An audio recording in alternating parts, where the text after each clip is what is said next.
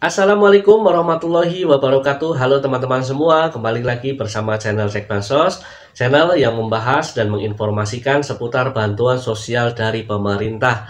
Di kesempatan kali ini, kita mencoba menjelaskan untuk informasi bagi teman-teman Cek Bansos, ada bocoran informasi bagi KPM, PKH, dan BPNT untuk tahap kedua nanti. Ini ada 5 faktor utama penyebab bantuan sosial untuk tahap kedua ini tidak akan bisa tercairkan lagi untuk KPM yang nanti mempunyai ciri-ciri yang akan kita jelaskan.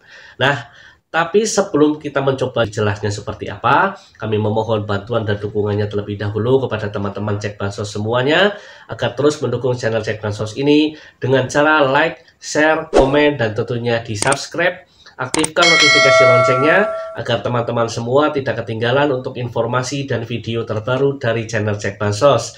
Dan saya doakan kepada teman-teman penonton setia Cek Bansos ini mudah-mudahan diberikan kesehatan selalu, mudah-mudahan diberikan kelancaran rezekinya, dan mudah-mudahan dimudahkan segala urusannya. Amin amin ya robbal alamin. Tanpa berlama-lama teman-teman, kita langsung saja ke inti pokok pembahasan kali ini. Ada 5 faktor utama penyebab bantuan sosial untuk tahap kedua bagi KPM yang mempunyai ciri-ciri ini tidak akan tercairkan kembali bantuan sosialnya. Nah, teman-teman pastikan akan bertanya ya, dari mana kok tahu bahwa ada 5 faktor yang menyebabkan bantuan sosial untuk tahap kedua tidak akan tercairkan kembali? Nah, teman-teman perlu diketahui ya, kita memberikan informasi ini kepada teman-teman semuanya, khususnya para penonton setia Cek Bansos. Kita mengambil sumber informasi ini dari SISNG, dari data para KPM yang sudah tidak bisa cair lagi di tahap pertama, Januari, Februari, Maret. Artinya, bagi KPM yang di tahap pertama saja ini sudah tidak cair lagi, berarti untuk tahap kedua ini tidak akan bisa tercairkan kembali. Untuk itu, data-data para KPM yang sudah tidak bisa cair lagi, ini ada di SISNG penyebabnya kenapa. Nah, di SISNG inilah kita bisa tahu penyebab salah satu KPM ini tidak bisa tercairkan bantuan sosialnya. Dan informasi ini hanya diketahui oleh para pendamping PKH, para operator SISNG, atau supervisor dinas sosial SISNG yang ada di kabupaten kota ya teman-teman. Akan tetapi, bagi teman-teman Cek Bansos, informasi ini kita sampaikan khusus untuk teman-teman setia Cek Bansos, agar juga tahu tentang adanya 5 faktor penyebab bansos untuk tahap kedua, ini tidak akan bisa tercairkan ya teman-teman. Jadi jelas sumber informasinya ini kita ambil dari SISNG di tahap pertama KPM yang tidak bisa cair karena ada faktor-faktor yang akan kita coba jelaskan untuk teman-teman semuanya. Nah teman-teman, untuk faktor yang pertama menjadi penyebab ini tidak bisa tercairkan kembali, yang pertama adalah jika tertera di SISNG salah satu KPM mempunyai keterangan keluarga tidak layak pemerintah daerah. Ini contohnya seperti ini teman-teman, ini tampilan di SISNG. Ini salah satu KPM yang tidak bisa tercairkan bantuan sosialnya karena keluarga tidak layak pemerintah daerah.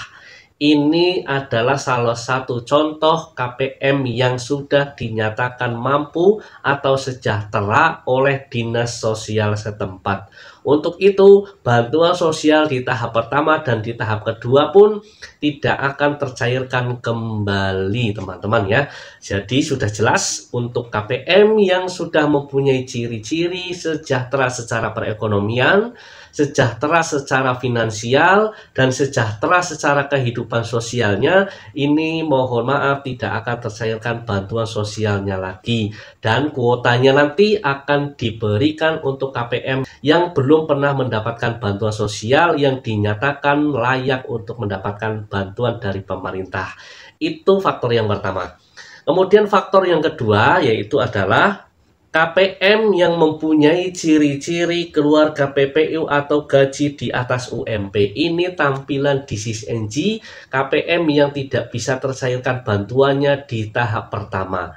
Dan di tahap kedua pun sudah secara otomatis tidak akan tercairkan lagi bantuan sosialnya. Ini tampilan di SISNG akun pendamping PKH, operator SISNG, atau supervisor dinas sosial kabupaten kota. Jadi itu faktor yang kedua, yaitu adalah jika teman-teman mempunyai gaji di atas UMR, maka akan terbaca oleh sistem DTC nanti di tahap kedua dengan adanya pelaporan ketenaga kerjaan atau BPS ketenaga kerjaan. Kemudian faktor penyebab utama bansos tidak akan tercairkan yang ketiga adalah keluarga dengan pekerjaan tidak layak menerima bansos ya teman-teman. Nih bisa dilihat ini tampilan di SISNG-nya seperti ini ya.